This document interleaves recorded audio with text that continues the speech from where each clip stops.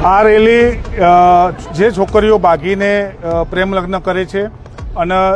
બીજું કે જે અધર જ્ઞાતિમાં પોતાની જ્ઞાતિ સિવાય બીજી જગ્યાએ લગ્ન કરી અને જે છોકરીઓ ભાગી જાય છે તેના માટે આ રેલીનું આયોજન કરવામાં આવ્યું છે। બીજું કે ગવર્મેન્ટમાં કાયદામાં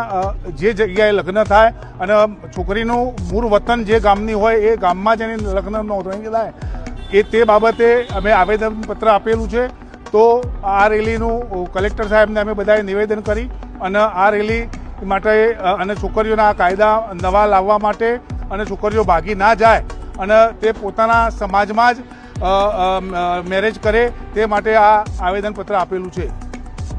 લગ્ન કાયદામાં ના સુધારા થાય તો આના કરતાં મોટી રેલી અને મોટા આવેદનપત્ર આપવામાં આવશે અને તેના માટે જે પણ પ્રયત્ન જે પણ